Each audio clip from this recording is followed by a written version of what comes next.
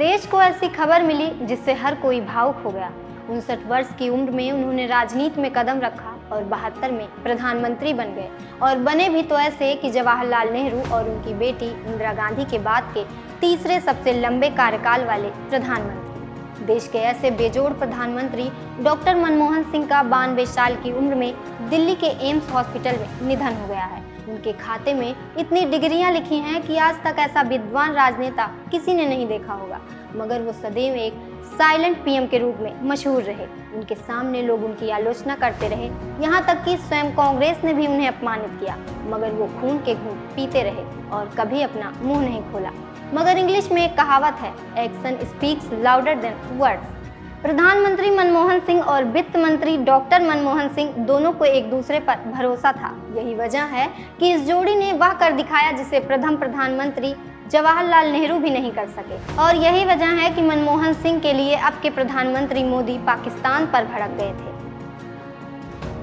Doctor Manmohan Singh को एक विनम्र शख्सियत और ठोस फैसलों के लिए जाना जाता है।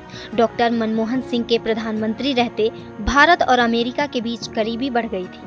यही बात पाकिस्तान को नागवार गुजर रही थी। चिढ़े हुए तत्कालीन पाकिस्तानी प्रधानमंत्री नवाज शरीफ ने डॉक्टर मनमोहन सिंह को देहाती औरत कहने की गलती कर दी। उन्होंने आरोप लगाया कि डॉक्टर मनमोहन सिंह तत्कालीन अमेरिकी राष्ट्रपति बराक ओबामा से उनकी शिकायत करते हैं। इस पर नवाज शरीफ की इतनी फजीहत हुई कि उन्हें सफाई पेश करनी पड़ी। उन्होंने अपनी ही बात से मुकरते हुए कहा कि उन्होंने यह बात कभी नहीं कही। वहीं उस समय गुजरात के मुख्यमंत्री और अब के प्रधानमंत्री नरेंद्र मोदी ने भी नवाज शरीफ को जमकर घेरा और कहा कि पाकिस्तान की क्या औकात है कि उन्हें कुछ कहें, वह हमारे प्रधानमंत्री हैं। नरेंद्र मोदी ने एक जनसभा में कहा, हिंदुस्तान में मेरे प्रधानमंत्री से हम लड़ेंगे, नीतियों के लिए झगड़ा करेंगे, लेकिन वह 125 करोड़ देशवासियों के प्रधानमंत्री हैं। नवाज शरीफ, आपकी क्या औकात है? आप मेरे देश के प्रधानमंत्री को देहाती औरत कहकर संबोधित करते हैं और कहते हैं कि हिंदुस्तान के प्रधानमंत्री ओबामा के पास जाकर उनके खिलाफ शिकायत करते हैं।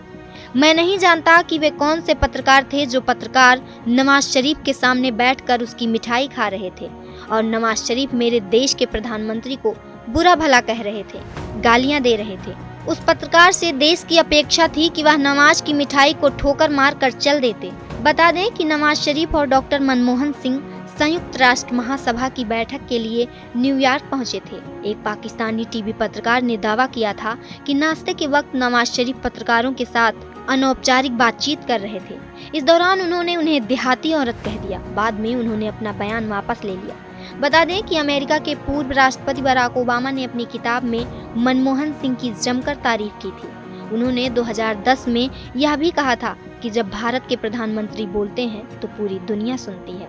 इसके अलावा उन्होंने कहा कि मनमोहन सिंह भारत की अर्थव्यवस्था के कुशल इंजीनियर हैं। डॉक्टर मनमोहन सिंह के कार्यकाल में ही अमेरिका के साथ असैन्य परमाणु समझौता फाइनल हुआ था। आपको बता दें कि डॉक्टर मनमोहन सिंह ने कभी तामझाम नहीं ओढ़ा। वो हमेशा कुर्ता पैजामा और नीली पगड़ी उनकी प्रिय ड्रेस थी। कभी टाई सूट में वो नहीं दिखे। अलबत्ता विदेश जाते वह अवश्य जोधपुरी कोट और पैंट पहन लेते। उनका खान पान बहुत सादा था। वो मधुमेह से ग्रस्त थे, इसलिए बस 2 रोटी और सब्जी व दाल उनको प्रिय था। वित्त मंत्री रहने के दौरान उनका लंच उनकी पत्नी गुरशरण कौर घर से भेजती। 3 बेटियां हैं और तीनों में कोई गुमान नहीं रहा। ऐसे कृतज्ञ देश डॉक्टर मनमोहन सिंह को कभी नहीं भूलेगा। भले ही उन्हें लोकप्रियता न हासिल हो सकी हो, किंतु डॉक्टर मनमोहन सिंह वो राजनेता रहे जो आर्थिकी के विद्वान थे। उन्होंने अपनी समझ से देश को बदहाली से निकाला। सदैव मारुति 800 से चलने वाले डॉक्टर मनमोहन सिंह की सादगी के अनेक किस्से हैं। जनतंत्र टीवी पूर्व प्रधानमंत्री डॉक्टर मनमोहन सिंह को श्रद्धांजलि अर्पित करता है। आप भी पूर्व प्रधानमंत्री डॉक्टर मनमोहन सिंह को कमेंट कर श्रद्धांजलि अर्पित करें।